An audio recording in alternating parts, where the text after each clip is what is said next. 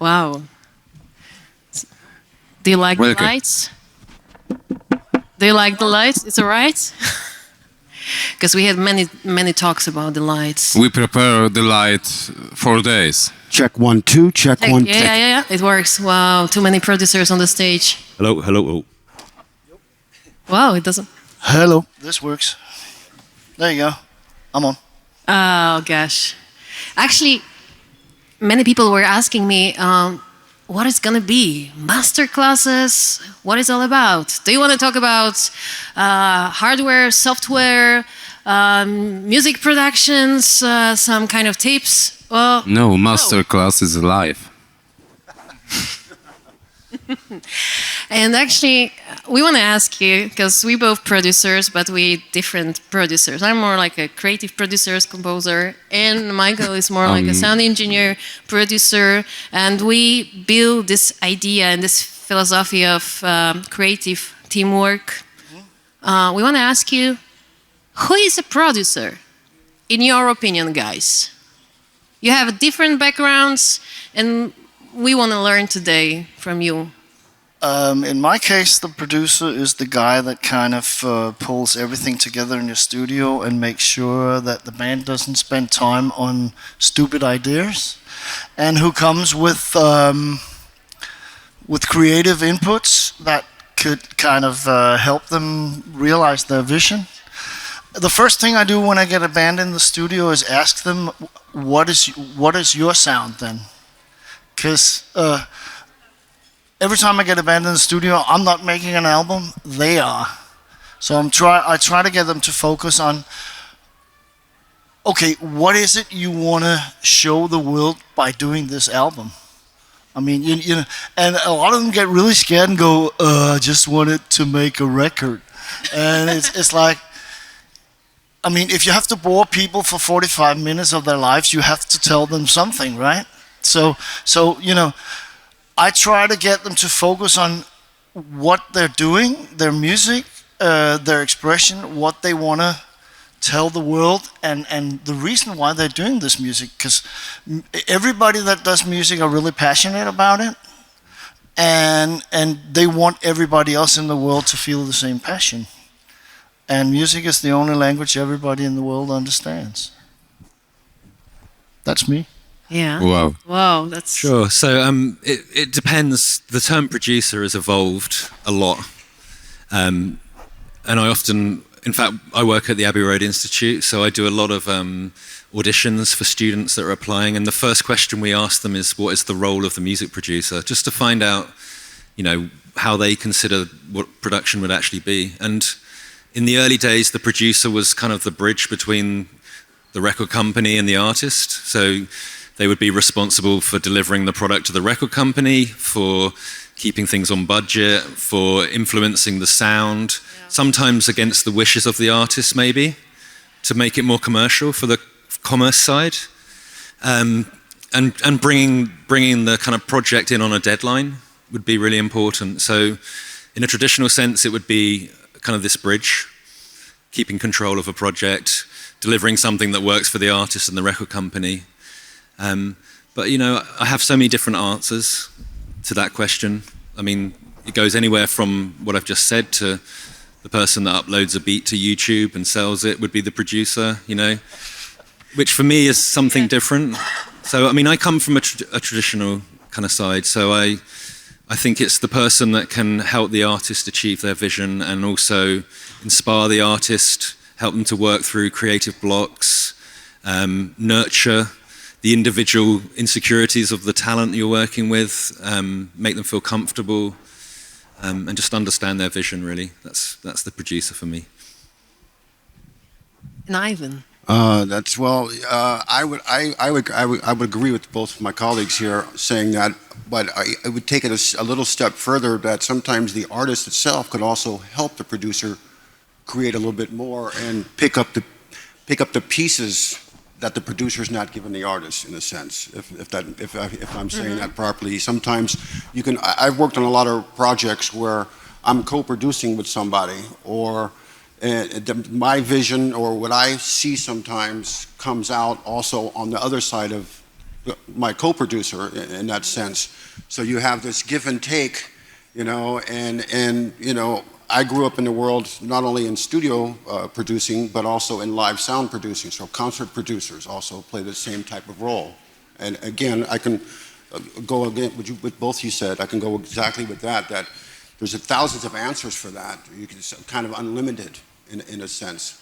I do believe that sometimes producers also can be overproducing something, way too much. So you now have taken something, the freedom, and you made it very, you know, and I think we all heard overproduced records or overproduced projects where there is nothing left. You just took everything, you took all the meat and potatoes out of it, you know, and that's kind of where I would kind of go with on that.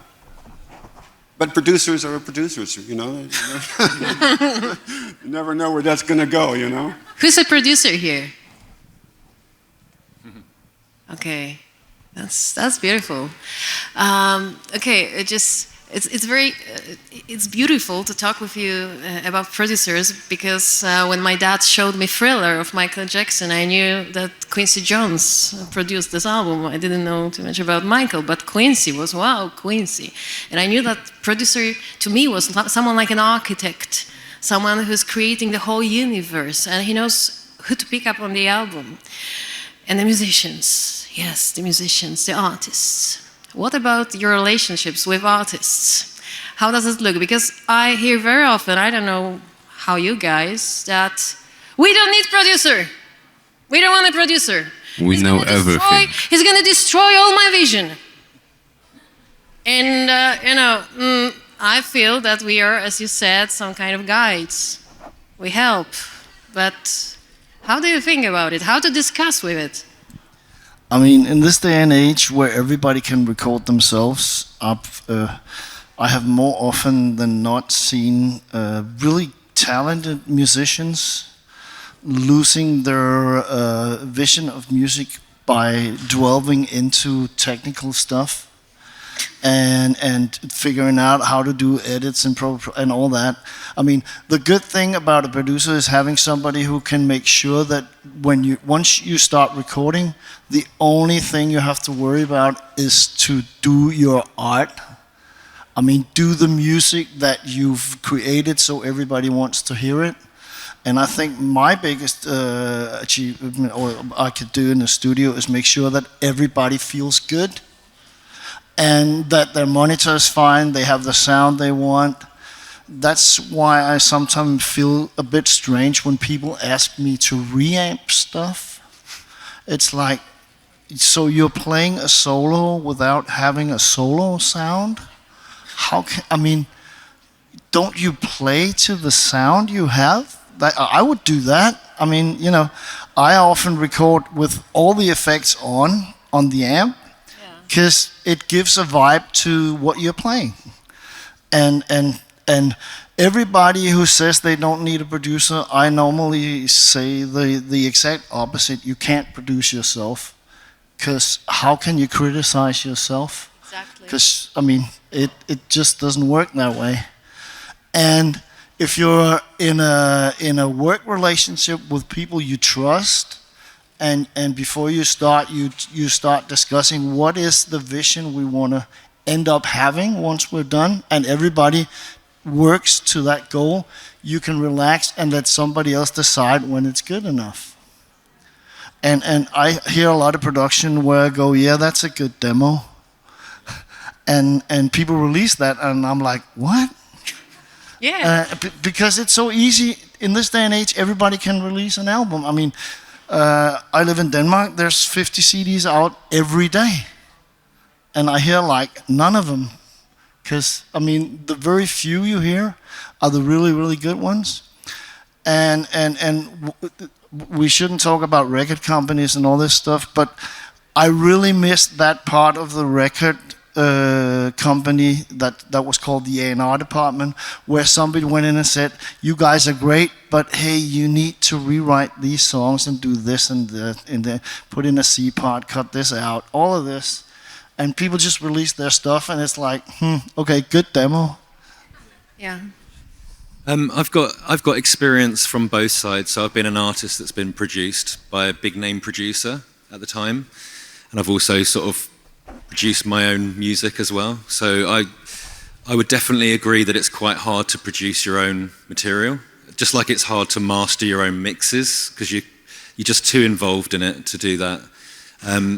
But I have had bad experiences of producers as an artist where we had picked a producer that we really wanted to work with, and he had a lot of credibility. He had worked with people like Blondie, Talking Heads, the Ramones, and all these kind of bands, and we thought that would be great. And I went on holiday and came back and found out that the record company had changed the producer as we were about to start, and we ended up with someone that had done songs by Wham, Club Tropicana, and I'm not saying that's bad, but it was very different to what we thought, and it created a lot of problems in the studio because we were constantly fighting, being made more commercial all the time. So having the right producer is really important. Obviously, if you're going to be produced by someone, it has to be someone that you respect, that has a track record that you have engaged with, and you know. So I agree that a producer is essential, but obviously the right producer. The right. Yeah, 100%. I think sometimes, and see, some of you might get mad at me, and then maybe you guys might get mad at me too, but that's okay. I think sometimes the word producer is overemphasized, and sometimes it's it's overjudged.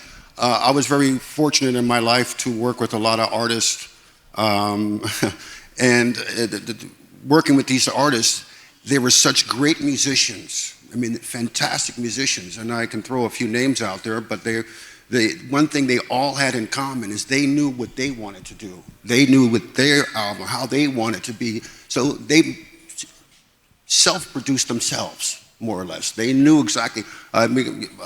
My father was kind of like that, or Santana is kind of like that. These kind of people they know where they go. So they'll hire a producer just to pick up the extra paperwork, in a sense, not paperwork like writing, but just to do all the nonsense they don't want to deal with.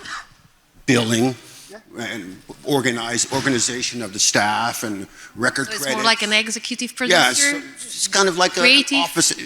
You could say that, like an office. But my joy with artists were the ones that they knew exactly what's going on. You had to be you're a participant with them on that journey, musically. That's kind of how I feel about that. And you know, did a record with an artist that you were playing earlier, Salif Keita. And Salif is a most African artist from Mali at the time. And they brought my father and I on as a co-producer for a record called Amen. And when we had the demo, it was really hardcore African. And then Joe got involved, and we got involved, and we changed it, and it became very jazz African.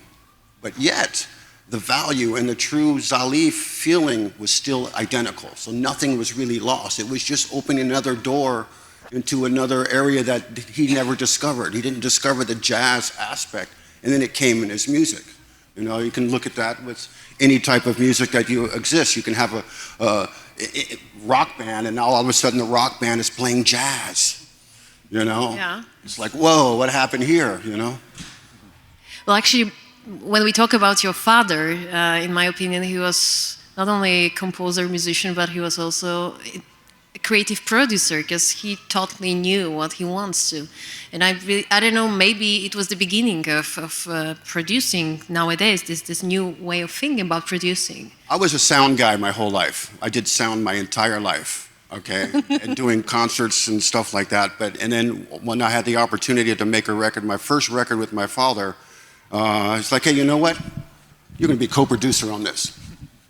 Okay, that's cool. What do I have to do? I don't know anything about it. I was, I think, 19 years old. I knew nothing about producing. I didn't know, you know, hey, how's this sound? Yeah, it's great. Sounds fantastic. You know, then slowly as you got into the groove, or you got into the understanding of of what he's looking for and actually what a texture of a sound can do in the music, then I got more involved and said, oh, you know what, maybe not this sound, how about this sound? And then I became a programmer. So from a producer line, I went backwards. From producing, then I was a programmer. What?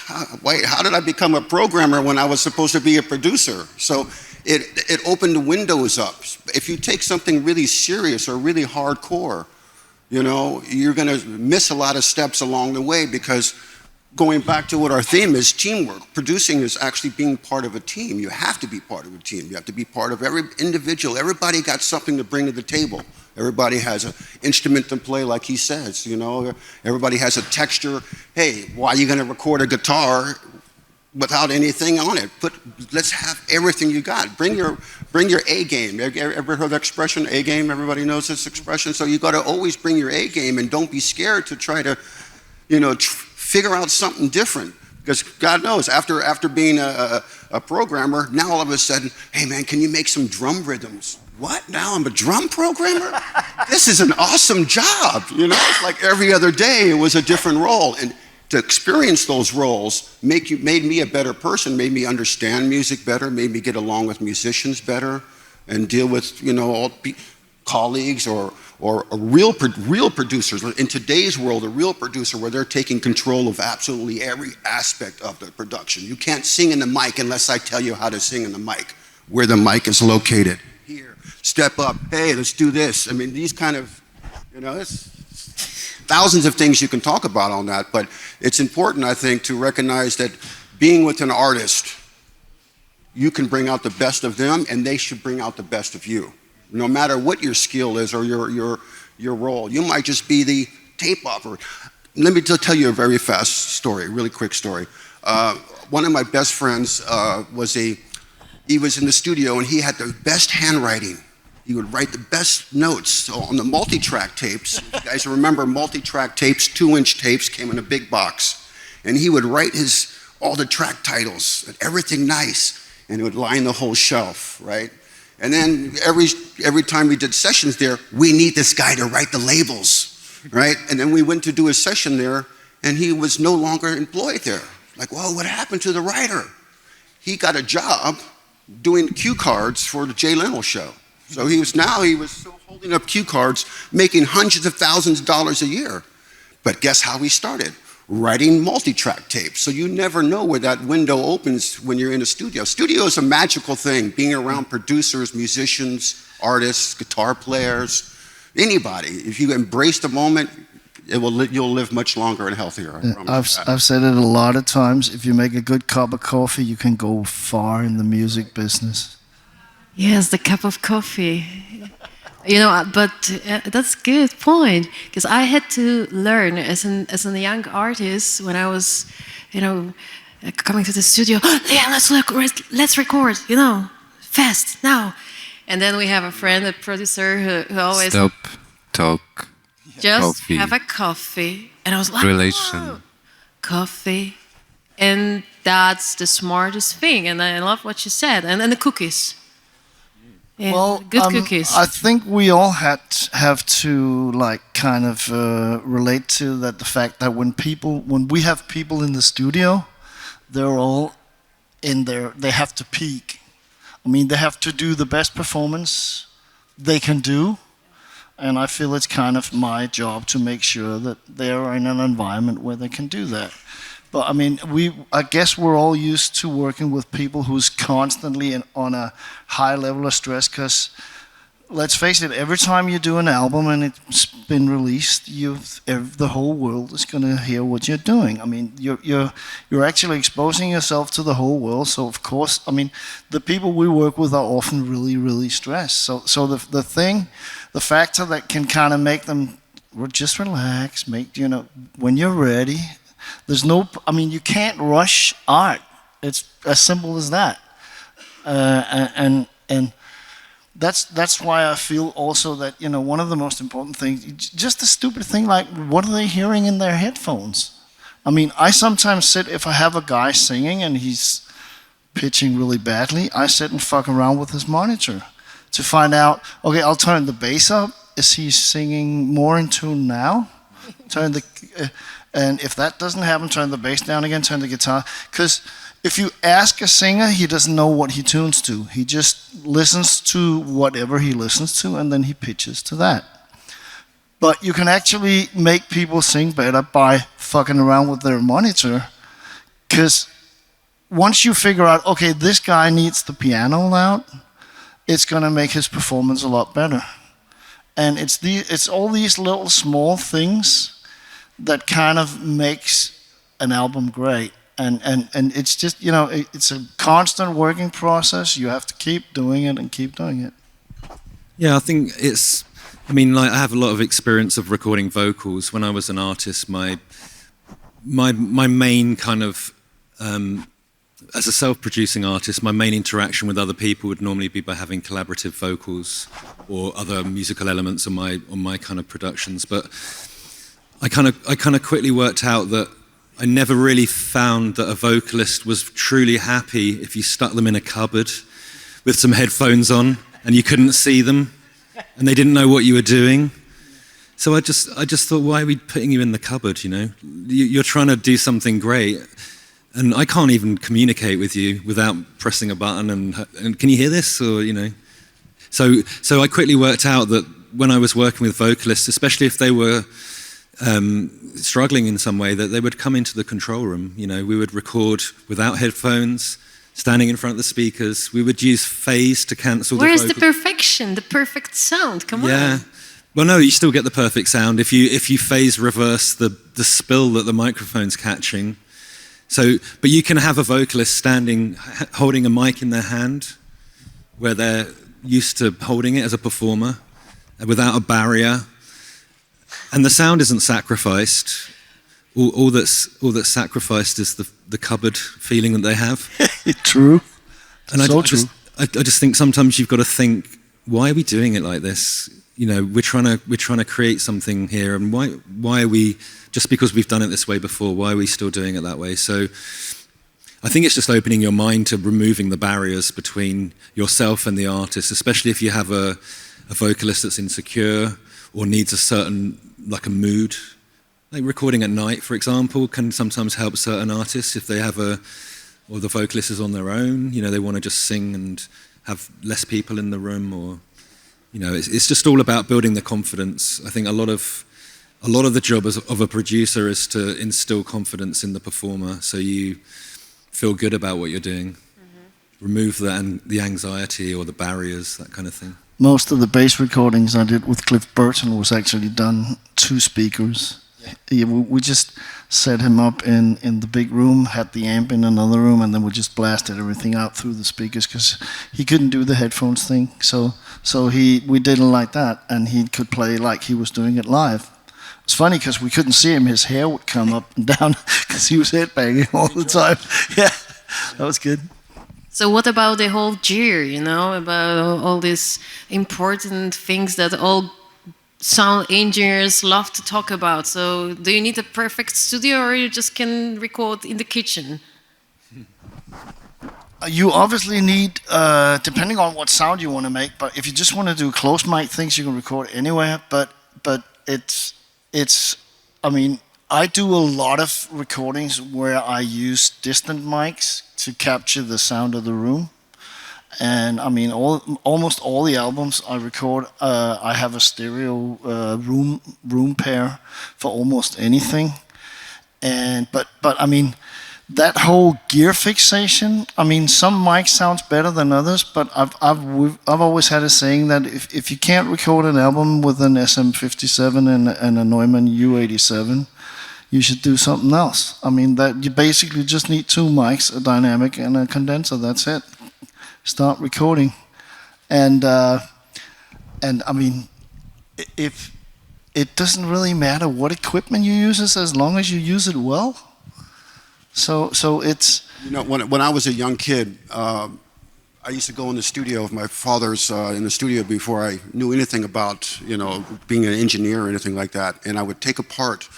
There was just old headphones, and the old headphones you can slide off the headphones. So that headphone would just be a single one, and I would take them both off, and I would put an adapter on the end of it and use the headphones and mic tom-toms. So I would take the headphones and mic tom-toms, and I was a little kid trying to play drums. And I have some of those recordings, and sometimes I listen to it. And it's like, first of all, okay, my drum playing was something I don't want to listen to. But the tom-tom, the sound that I got was ingenious. I mean, it was exactly identical. You can't get any other mics like that. You know what I mean? It's sometimes going out of the box or doing something, like you said, a 57. Hey, man, you can put a 57 in a kick drum. You can do anything. You don't be scared. And that's, if I may say this, a lot of the problems we have, I think, in today's world about young engineers, young musicians, is everybody has the same, excuse my language, everybody has the same shit. Everybody has the same gear, same plugins, same this, same that. So there's not this uniqueness anymore to bring out. When we were, all of us, the three of us, when we were younger, as well too, we had all type of, you like that? We have all type of gear, from the old tube stuff, but now you don't have this. You don't have this, you have an abundance of stuff. When we were growing up, there was very few items, so you had to be ingenious. You had to try to figure out how I can do something with this. It's like you go in your kitchen and you got only eggs and butter. What you gonna make, an omelet? So you gotta kind of, flow with what you got. And in today's world, with all the plugins and the waves and everything is sterile, generic. There's not this, let's go in the recording flat. Let's keep it flat and go in. When we were young, we went into the recording almost mixing it. So we're mixing as you're recording. And that developed a lot of trust from the artist, because you were trying to bring out more. You're trying to, go with it. I mean, we had 24 tracks, that was it. Now you have infinite number of tracks. I mean, and when I started recording, I would always treat, and I still do that. 23 with SMPTE. Yeah, exactly. Yeah, but that's true. I still treat everything before I record it. I mean, I EQ, I compress, I do all of that shit, because I was growing up in a world where you had limited possibilities, and I like taking decisions right when you do it. And then the musicians perform with that. If you take some of the probably all the early recordings we done, you just put all the faders up and it sounds like the album. You just put them to zero and it fucking sounds like the album, right? And you only had 15 minutes. Now you have an hour and a half, 2 hours worth of shit. You had, if you went 30, you had 16 and a half minutes if you were lucky, right? I think a lot of, I totally agree with what you've both said, but I think a lot of the thing about chasing equipment is almost delaying the fact that you're not good enough sometimes. And I'm not saying you're not good enough. I'm saying that I've been in this situation where I will be a great engineer once I get this, or once I get that, or if I only had this.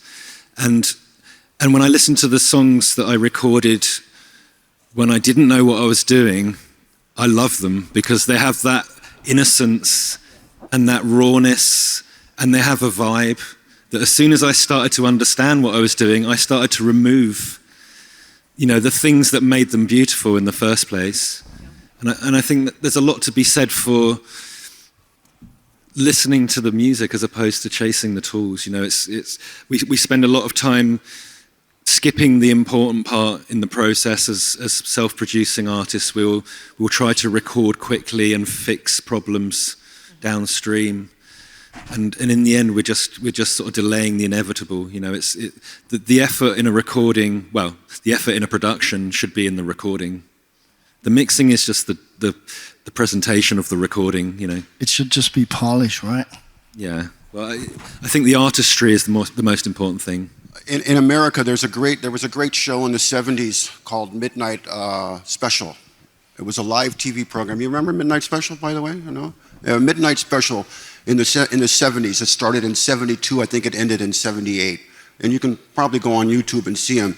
Every band that went on Midnight Special had to play live.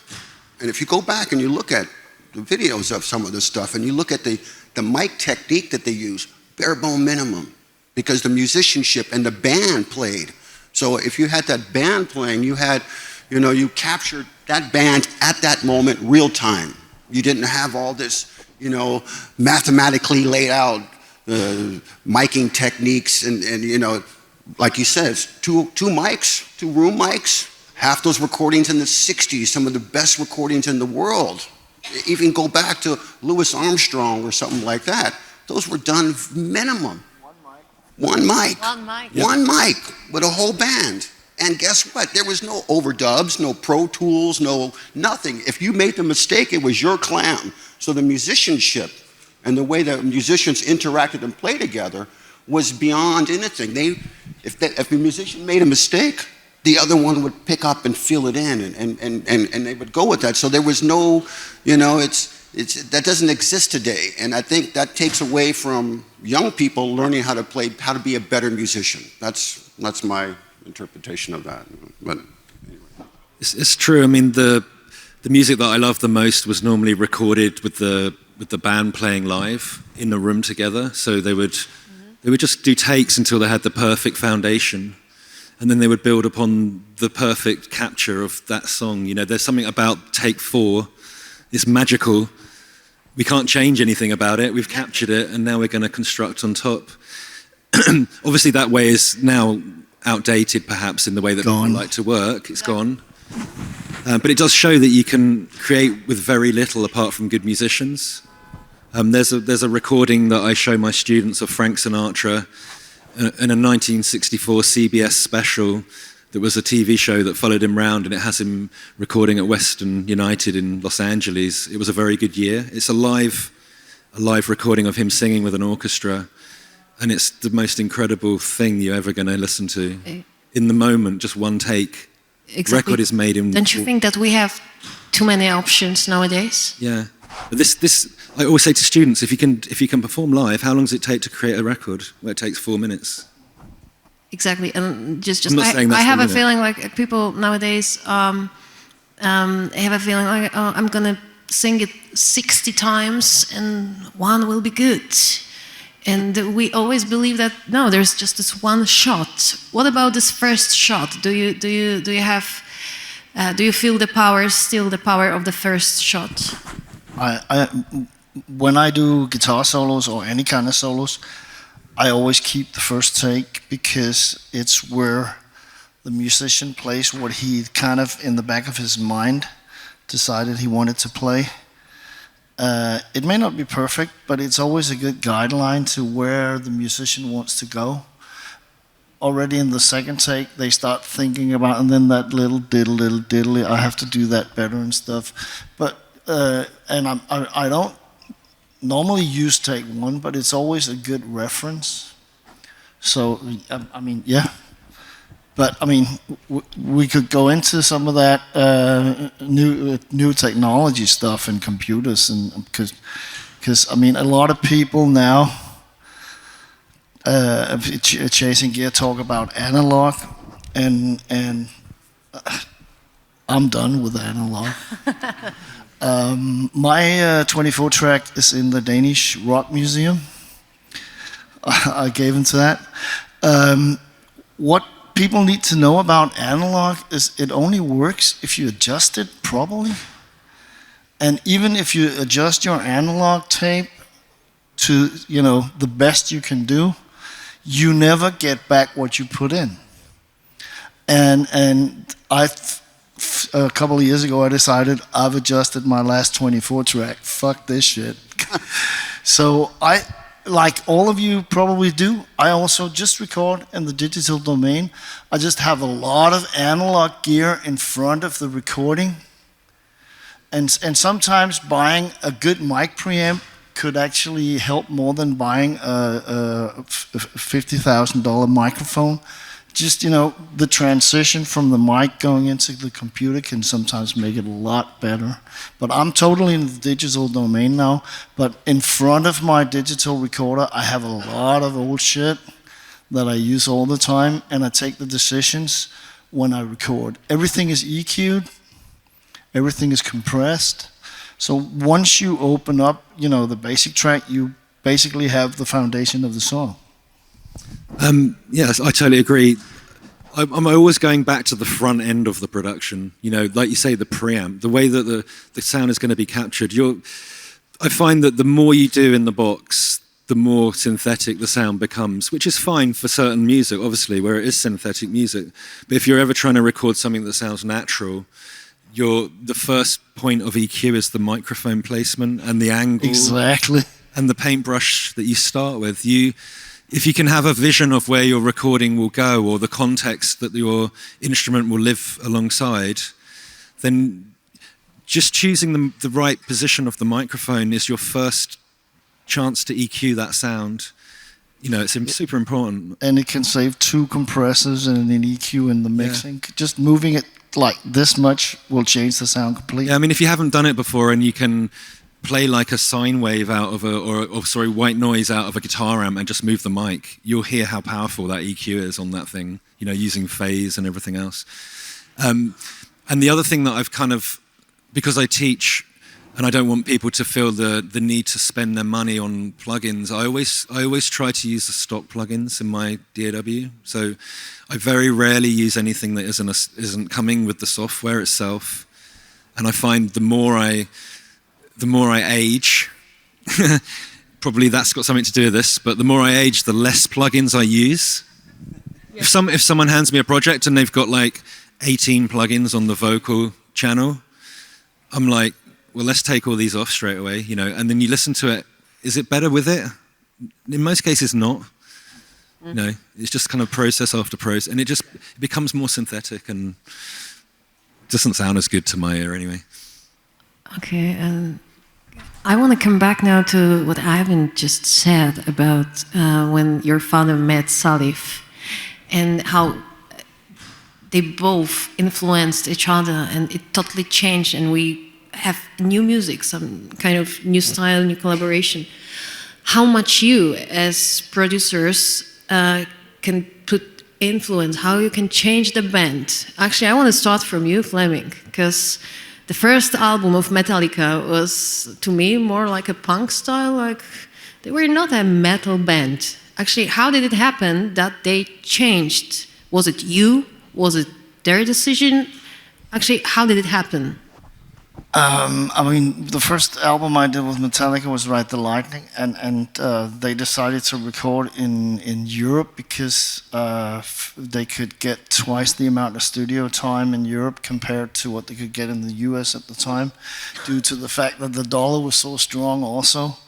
And they decided to record with me because they wanted to learn about the recording process, and they, even though Kill 'Em All is a fantastic album, for the band it was not a good experience, because they were like probably in there for a week and then they mixed it and they had nothing to say about it. And what they wanted to learn more about how the recording process was, and I kind of started teaching them from day one. It was a really bad start because obviously being on tour, a lot of mishaps could happen. So a week before we had to start recording, James had his guitar amp stolen, and somebody, it was a regular Marshall 100 watts, but somebody modified it and nobody knew what the hell the modification was. So I just called all my friends that did like hard rock, it was called in those days. And we put up 10 Marshall amps and he tried them all out and found one he liked. And stuff like that. Once you've done that, you find the amp you like, then you start checking all the speakers, because you can take 2 speakers from Marshall coming straight off the factory line and they would sound different. That's another thing people don't realize, because people keep sending me mails, how did you do that sound? How did you do this and that? And I said, when it didn't sound good, I changed it. It's pretty simple. And I remember in the first days of Cubase, they had like a blackout button, so the screen would go totally black, so you weren't listening with your eyes. Because a lot of people tend to look at the screen and say, now it's tight. Yeah, but what does it sound like? And a lot of people these days, because you look at that fucking screen for 8 hours a day, they mix with their eyes. Turn it off, turn around, look the other way. They also EQ when they see a digital EQ. Oh, yeah. They also will start EQing with their eyes as opposed to what they're hearing, and they'll look at an EQ curve and say, oh my God, I would never do that. Never do that. But No. if it sounds right, why not do it? And there's another tendency right now, for some reason, that people only subtract when they EQ. I don't get that. And I always, when I have the sweep EQ, I always turn it all the way up full, and I sweep all the way through, and then the things I like, I enhance, and if I find something I don't like, down with it. It's pretty simple. But for some reason, everybody just subtracts. I'm like, what's that all about?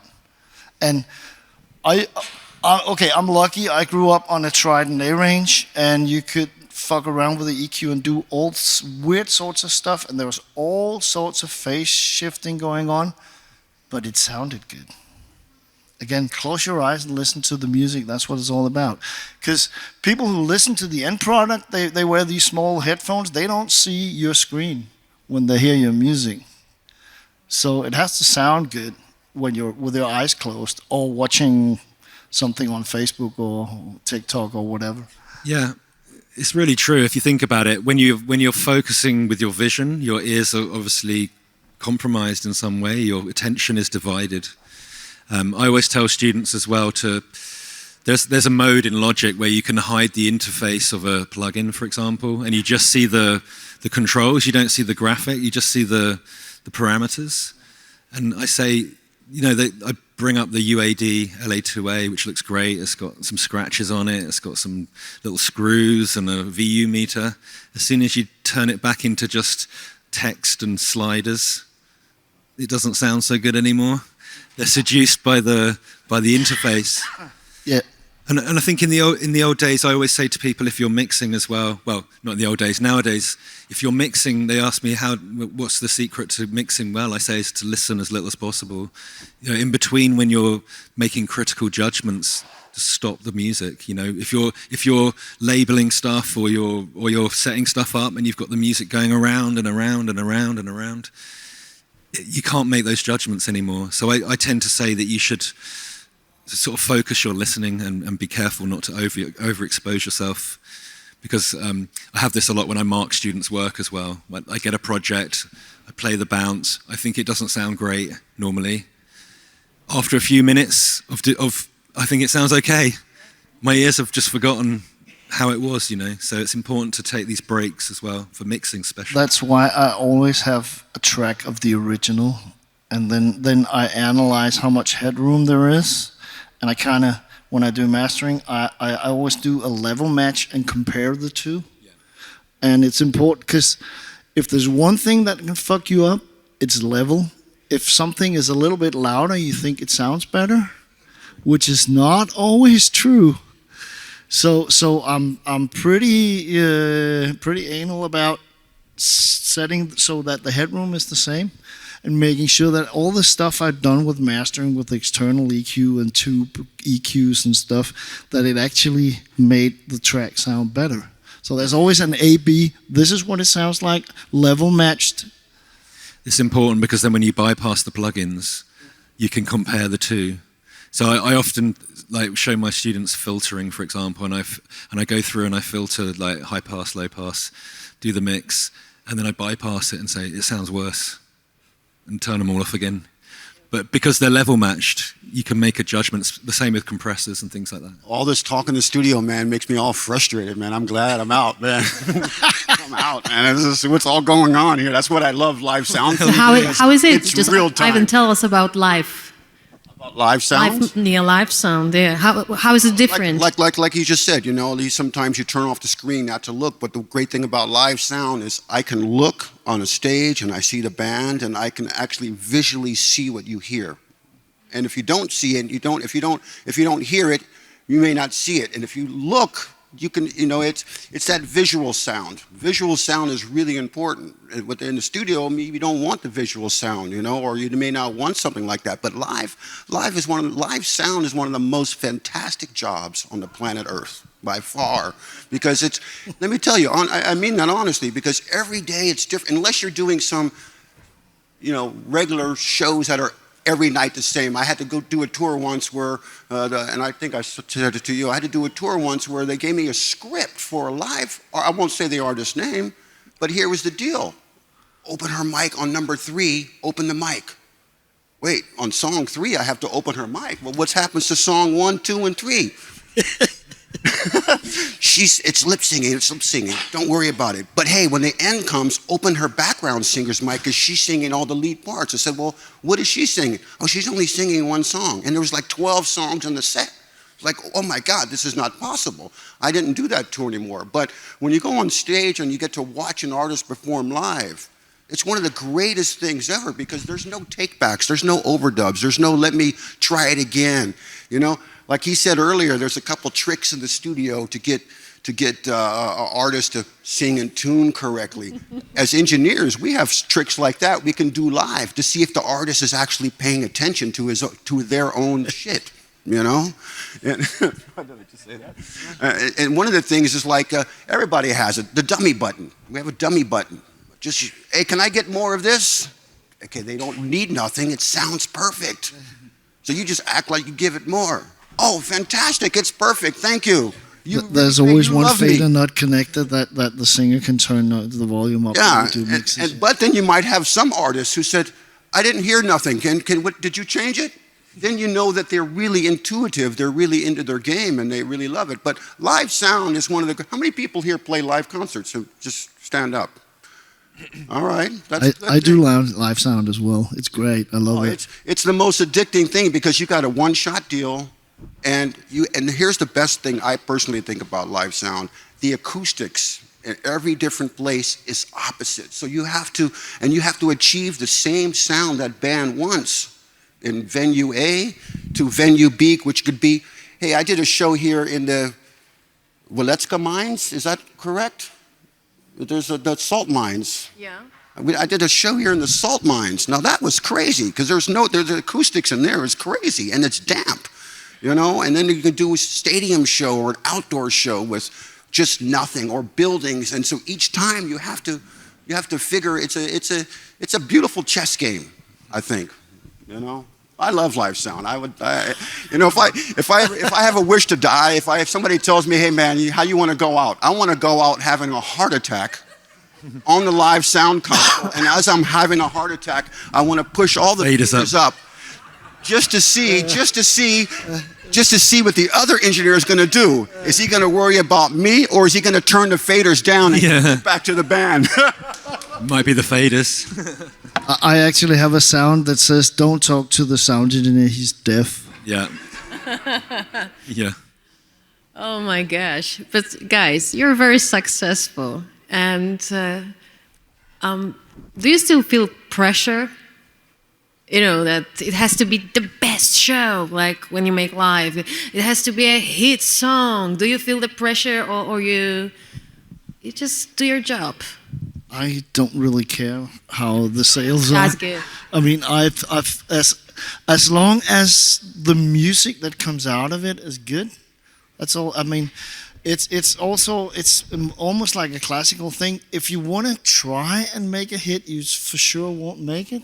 The only person you have to please when you do music is yourself. And then if you think what you've done is the best in the world, and often when people ask me, what's the best album you've ever done? It's almost every time the one I'm doing right now, because I'm so into it. And all the other stuff is forgotten. Please yourself, and if you like it, I'm guessing somebody else in the world will like it too. It may not be like half the world, but you know, just somebody. If I knew how to make a hit, I wouldn't be sitting here. I would be, I don't know, moving plastic in the ocean or some shit. Yeah. But you know. I don't produce as much now. I'm mostly in education.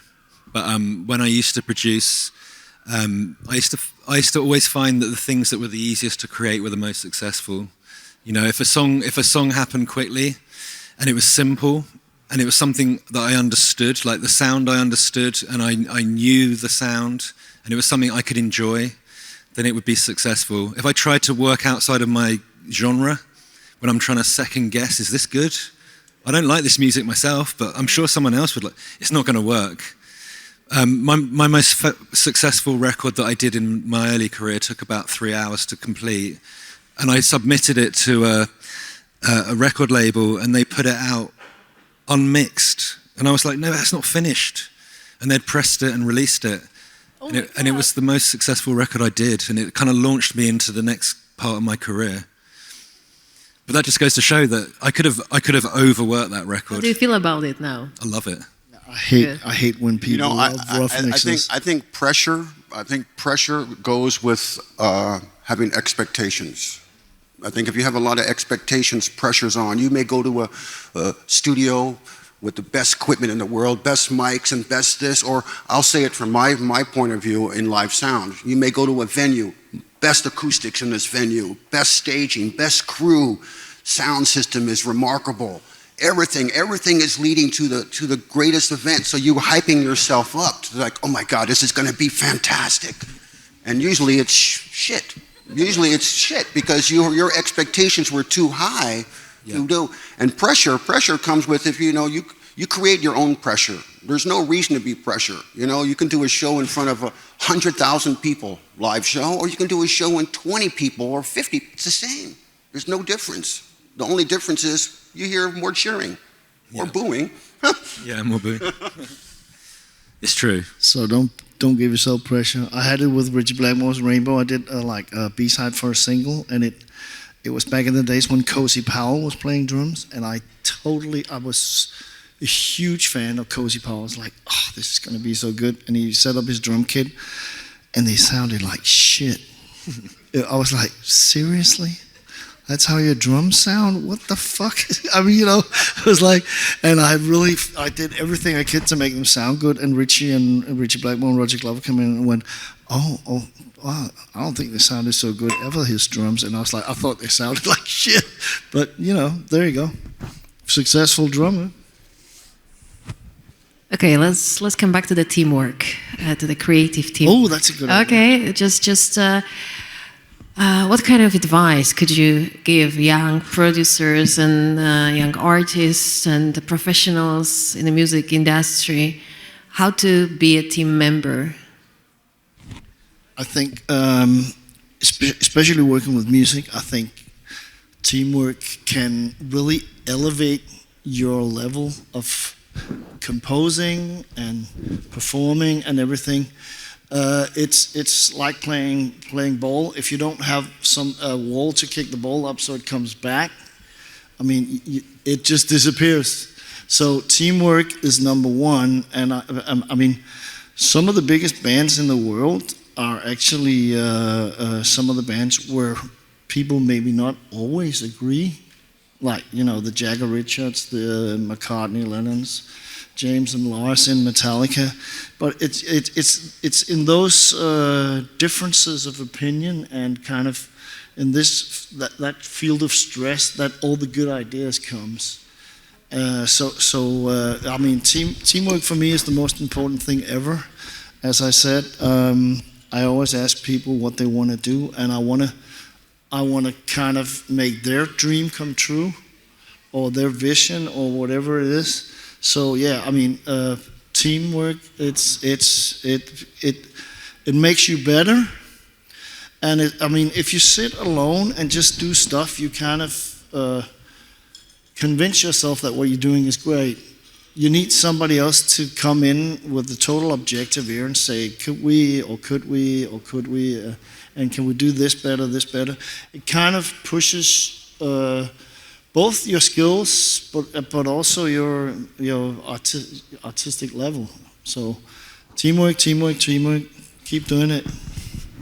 I think I would totally agree that when I first started in a band, my very first band, there was a degree of politics in this band where one person wrote the songs, no one else was allowed to do anything, and it just didn't help, because everyone had great ideas in that band, and I sort of vowed that next time I did a project, it would be an equal split with every member, because it just removes the kind of the publishing. I'm going to get money from this song, and I want my idea to be the one that's used.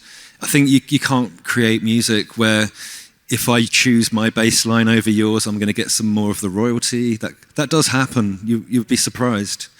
And you can get kind of locked out of composition because people don't want to listen to you, and you feel like an outsider in your own band sometimes. So I always felt like if I could equally split songwriting on everything for every member of the band, that we could forget that part and just all think about the actual music instead. And I think that's really useful. It's quite hard sometimes if you feel like you're the one that's providing all the ideas. Then it kind of bites you then because you think, oh, I wrote the whole thing, and now I'm giving it all to them. But I think if you can remove the politics and think about the art as a collective thing that everyone is contributing to. The drummer spent as long as you did learning his instrument. You know, the bass players also had to sacrifice to get to the rehearsals and pay for his kind of stuff.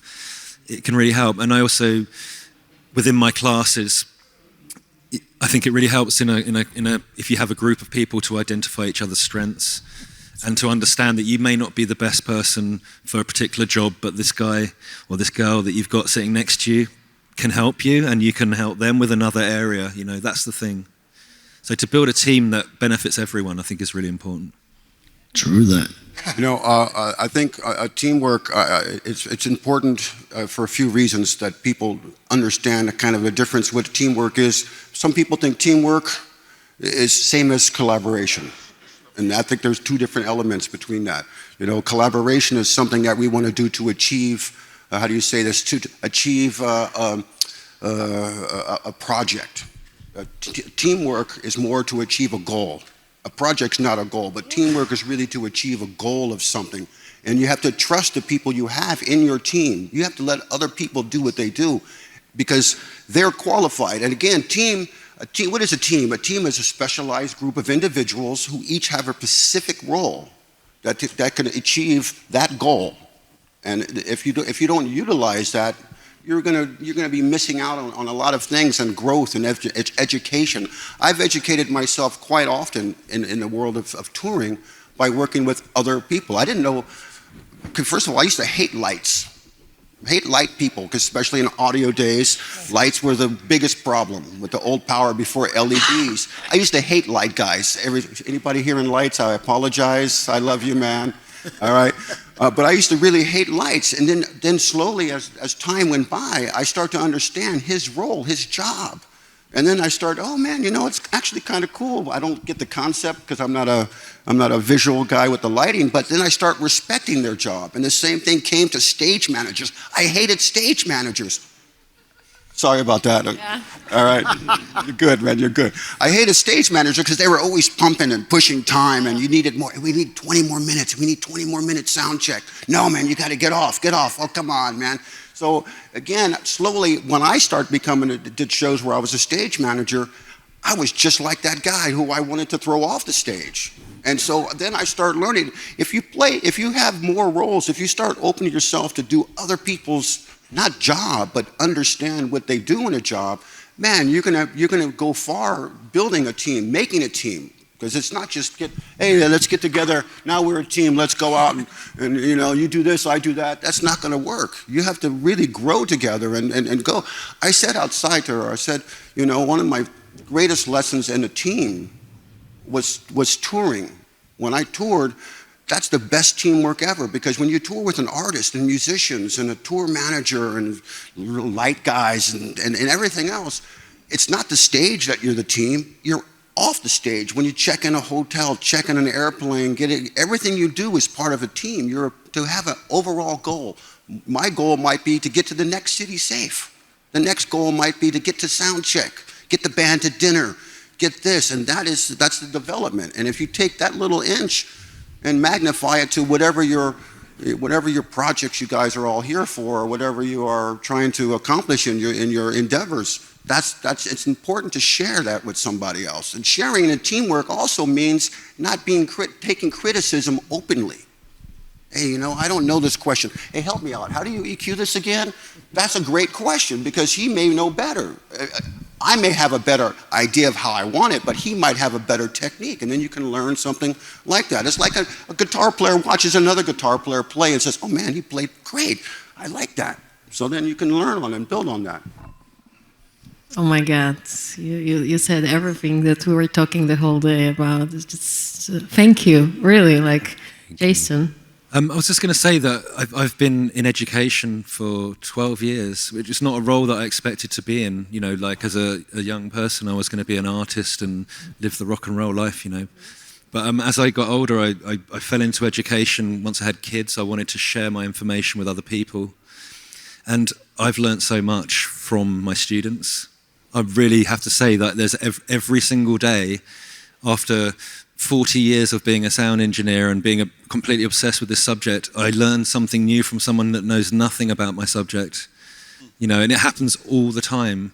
And I think you have to be really open to being aware that you don't know everything on your own. You can benefit from other people's experience. You can learn something new from people that you don't expect to show you something new. And I've had lots of examples where, you know, like we're talking about cheaper mics, SM57, SM58. In the studio, I've gone in and the students put SM57s on the toms, and I've been like, why would you do that? That's crazy. And I've gone in and listened to it and go, this sounds really good. Shit. Well, why am I stuck in my ways? Why am I stuck in my ways? It's because I'm not being open-minded. The guy that everybody hates, the stage manager, just showed me that it's the time for Q&A for you guys. So if you have any questions to our beautiful producers. I'm going. Thanks. My name is Zanna, and I'm a full-time producer and a bass player as well. So I know both perspectives, as one that has been recorded by someone and now that I do it by myself. And my perspective is that you are talking about wonderful place that I envy you a bit, when recording live musicians were, you know, day-to-day job mainly.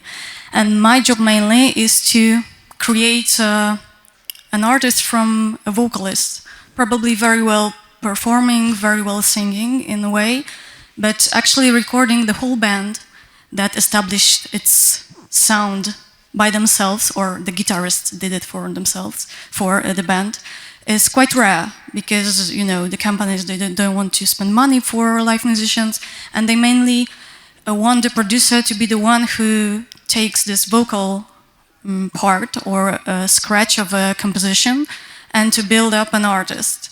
And as you said, now the uniqueness is very rare because we have this virtual instrument and the human factor is not in, you know, a live bass player, drum player, and so on.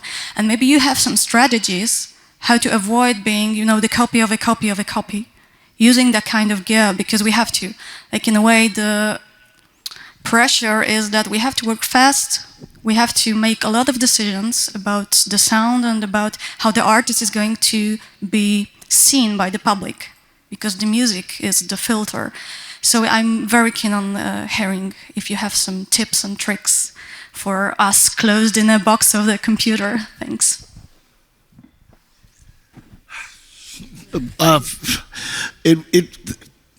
I mean, again, it would be make them as safe as possible so they can perform right. I mean, because all of the other stuff with how they are viewed and what people say about them, it's not anything I've ever spent time worrying about. I just want to make the performance as good as possible. So I would say, make them as safe as possible. I mean, it's possible to do the best recordings in the world in like a living room, no problem. I mean, it's just experience, do it, keep doing it. I don't really have any tricks that could help with that. I mean, I did a lot of my own music directly in the box as well. I'm not someone that's had necessarily a large studio all my life or anything like that. So I have had to try and make music almost entirely on my own on a lot of occasions, maybe with just a vocal, like you're saying. In terms, there's a few things that I like to do. One of the things is I like to, if I am working with a vocalist or some sort of artist, is to have them really involved in the production, obviously. So you would do some form of pre-production. You would spend time with them identifying what it is that they like, what kind of other recordings they might have, a reference of a sound that you could use. So you can build up a picture of how they, because remember, it's their art that you're creating. They're the person that's fronting this thing. So if you can get as much information from them, then it gives you a picture of where you can go. And then if you're in the box, it's quite easy to get those sounds as long as you have some kind of reference point. You know, you can identify various elements. I always like to break sounds out of the box as well a little bit, maybe put them through guitar pedals or run something out of a speaker and re-mic it if it's a software keyboard or something, or a synth, just to try and get things a little out in through a mic. The same mic you use for your vocals, perhaps. You can try and get some air between the sound and the microphone rather than the digital sound. Lots of distortion can work quite well. Recording things that are a little strange. Maybe you have some... I mean, back in the day, studios would be picked because of their own unique sound. So I used to like to have a little kind of toolbox of things that were kind of individual that I had, like, you know, stuff that I would pick up in second-hand shops that I could, you know, abuse or use on my recordings to give me some identifying sound of my own, you know. So those are some tricks. If you're writing for a vocalist, you don't have the vocal, I would always suggest trying to get a guide vocal really early as well, so you can construct the music around the thing that's supposed to be the most important element, and not overindulge your instrumentals before you try to put the vocal on top. How big is your box? Meaning, like, you know, if you're doing something like that, try to minimize all your tracks. Don't have a boatload of stuff. Focus on a few items. Yeah, I was mainly asking about, you know, this lack of uniqueness in these virtual instruments, because now some sounds are very fashionable. So if someone uses some kind of, I don't know, Arturia sound, everyone will use it, and you will see a lot of tutorials on YouTube how to use it. And actually, I'm not very big fan of that strategy, because we have this, you know, copying machine for vocalists. But on the other half, I want to be a producer, and I love my job. So I have to find the sweet spot between, you know, using the sounds that are very fashionable, but on the other way, staying unique in a way.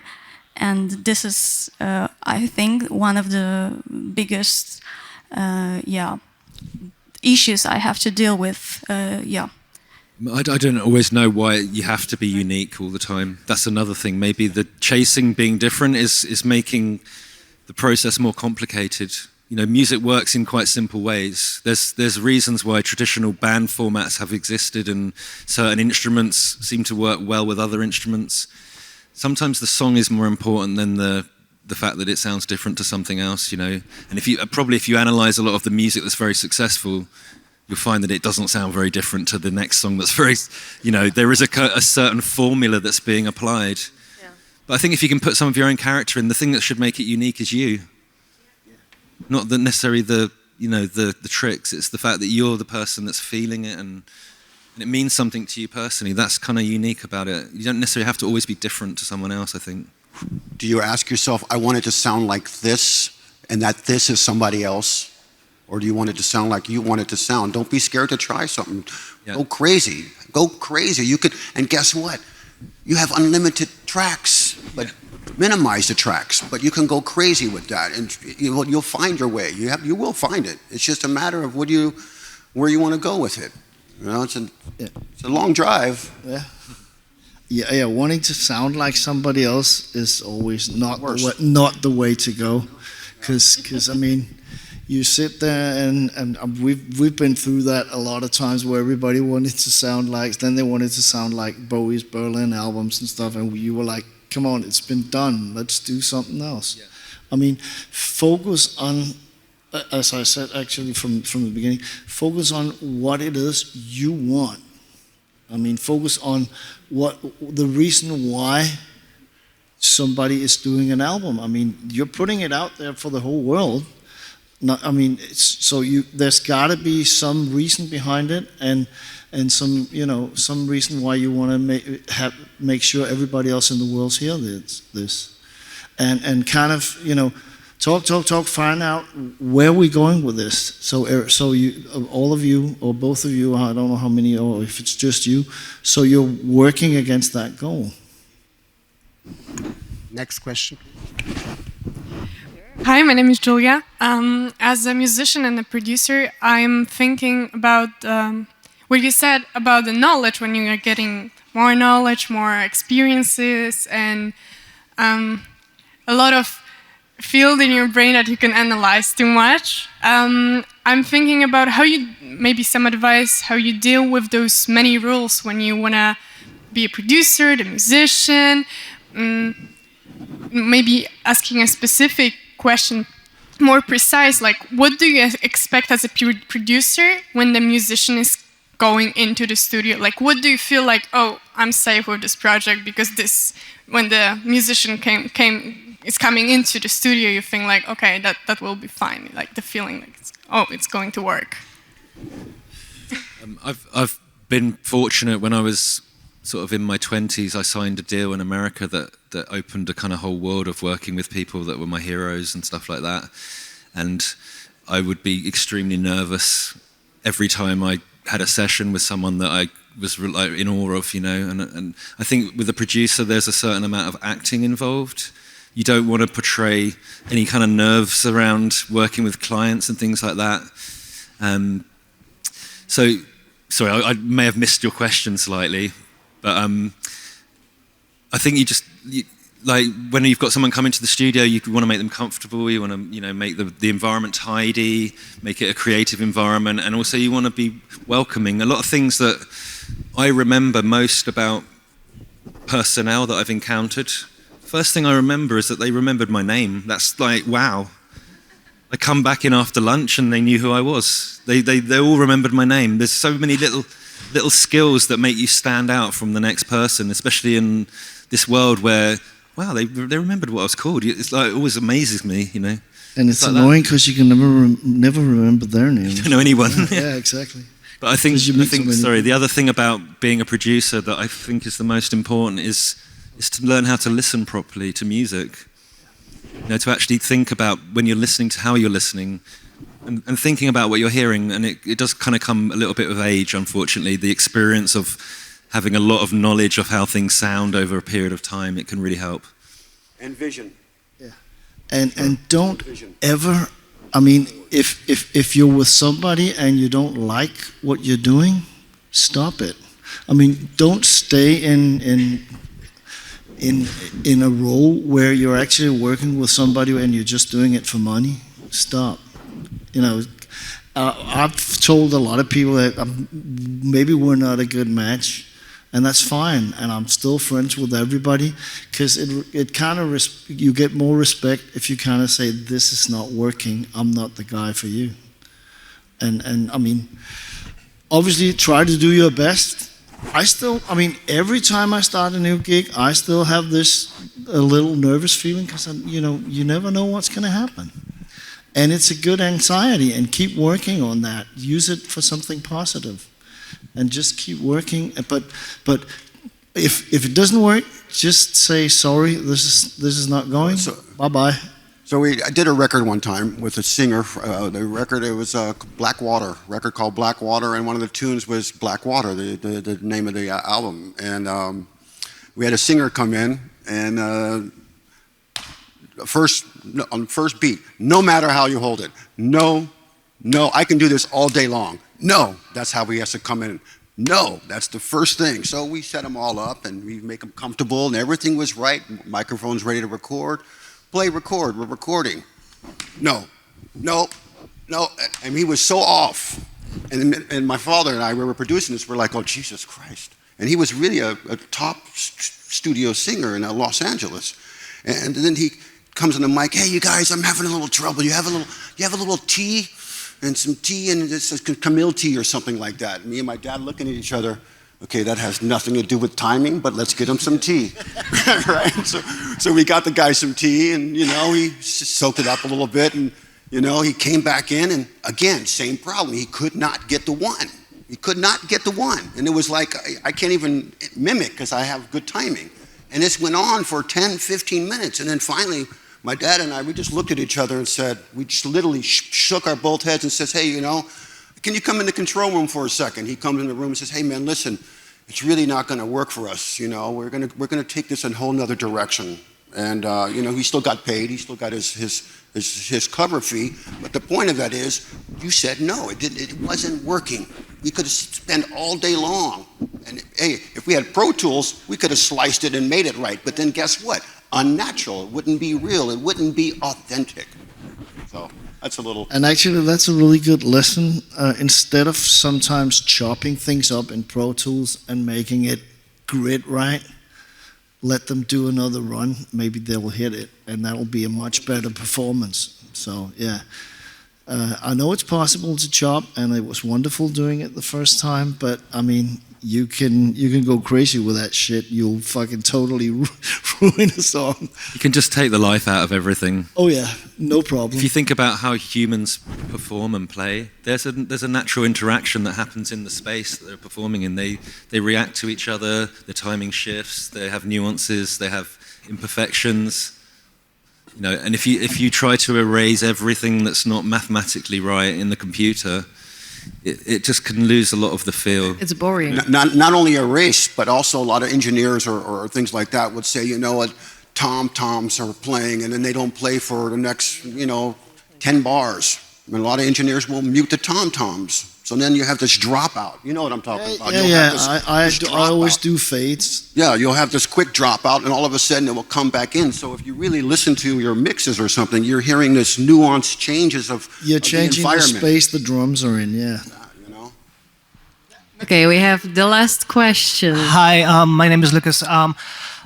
As a mix engineer or producer, how do you deal with the feeling when you realize that the project you've done in the past could be done better now? I mean, you're looking at your catalog, your back catalog, and just realize, I can do it better now. Like, how could I do it back then? So how do you deal with that kind of feeling? So can you come up here and say that? Because I couldn't hear We couldn't quite hear you. It's a little muffled. Well, my question was, how do you deal with the feeling when you realize as a producer or the mixing engineer that the projects that you've done in the past could be done better now? You have to let it go. Yeah, sure. You let it go. If you do it, you can sit there and live. I think that in my life, I've done a lot of records. I think there's only two tunes that I wish I can redo. Only two, because the rest I let go. And the two is because, they were my favorite tunes, and then to some of the stuff that my favorite tunes, you hear it over and over again, but you have to let it go. I mean, you can sit there and you can make 20, 30, 40 versions, mixes, and keep going and going, and then this, and then you listen for months, picking which mixes, this and this. Fuck it, let it go. I mean, once you release an album, it's a statement in time.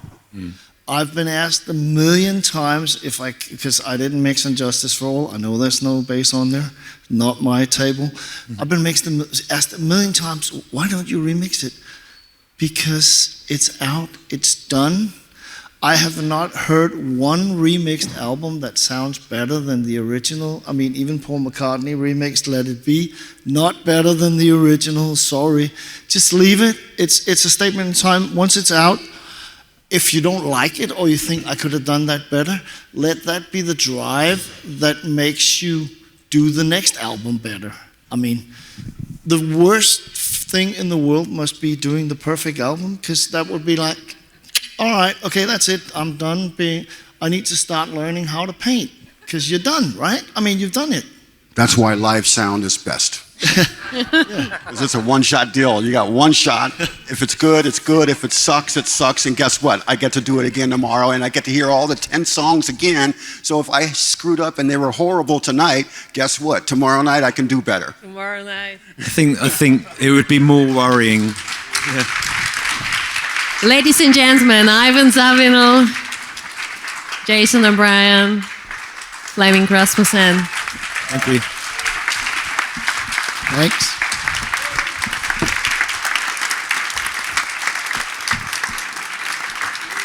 We want to thank to all of you. Guys, it was all about teamwork. So we would love to take a picture here with all of you, because we're all partners here. And please, we invite you all on the stage, the whole technical team, everybody, all panelists, please join us here on the stage, and let's show to the world that we build and we create a new generation of people that really care about being a nice person and about creating teamwork.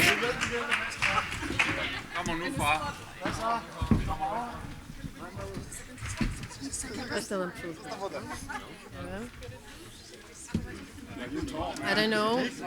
Yeah.